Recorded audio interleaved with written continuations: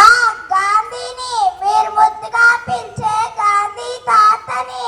నా పూర్తి పేరు మోహన్ దాస్ కరమ్చంద్ గాంధీ. నేను 1869 అక్టోబర్ 2వ తేదీన గుజరాత్ రాష్ట్రంలోని పోర్బందర్లో పుట్టాను.